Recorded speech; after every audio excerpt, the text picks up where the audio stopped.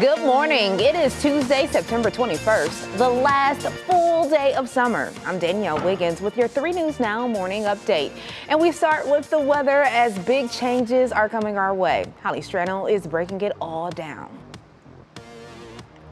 Danielle, thank you. And as we get a look at the forecast for the rest of today, we already have been dealing with some on and off showers this morning, and they will be very scattered this afternoon. This is the last full day of summer. It'll be seasonal with those highs in the 70s today. And into the evening, we see some scattered showers, but really it's not until after midnight and into your Wednesday that we're talking heavy rain. In fact, by tomorrow morning's commute, look at the picture at 5 a.m.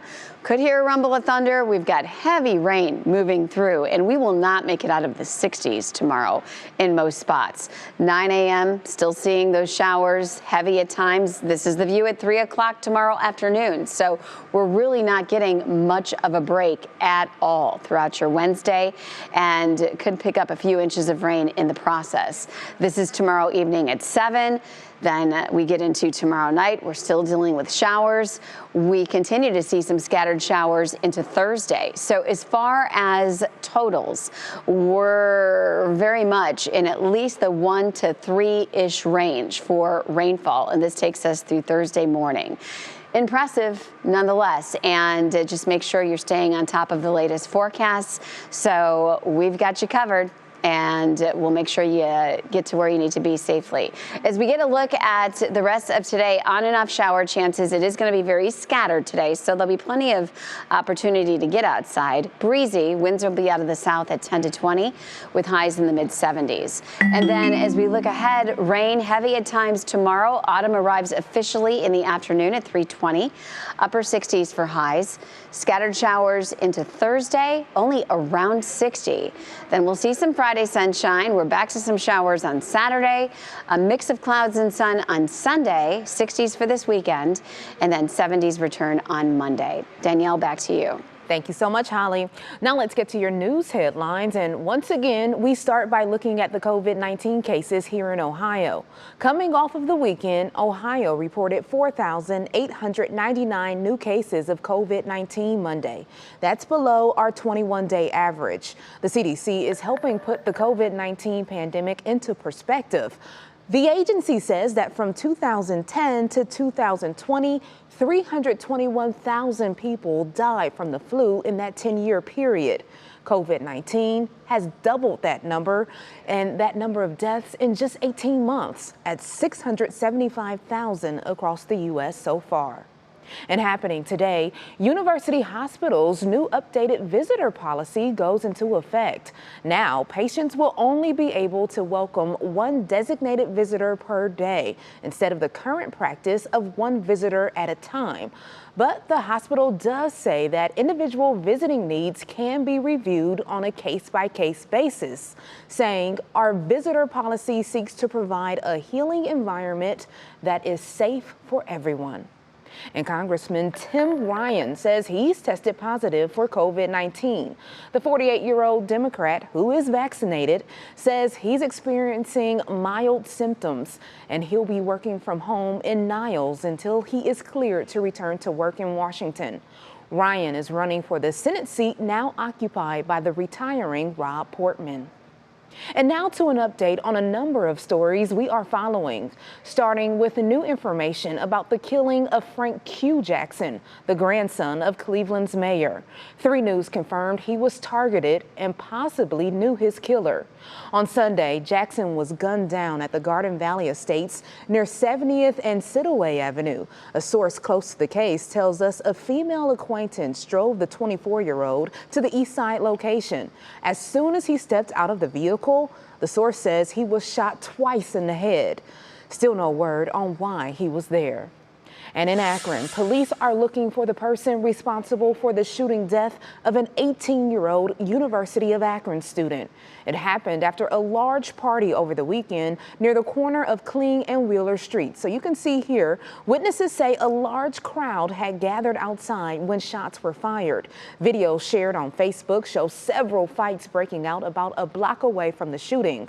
Police are now reviewing surveillance video to figure out what happened, but they say that they need the community's help. somebody saw the person who pulled the trigger. Somebody was there in close proximity to the suspect or suspects who did this. And we need to bring that person to justice. They took a human life and injured 2 other people.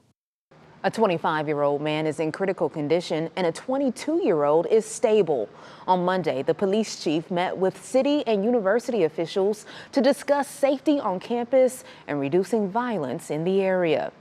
And we are also following one family's desperate work to keep a killer behind bars. The man who murdered a University of Toledo student nearly 30 years ago is up for parole. Family and friends of his victim, Melissa Herstrom, say they are desperate to keep Jeffrey Hodge behind bars. Hodge, a former university police officer, could meet with the parole board as early as today. And now the family and Melissa's old classmates have launched a campaign and website to keep Hodge in prison. I forget what she looked like laying there in the coffin. I can't forget it.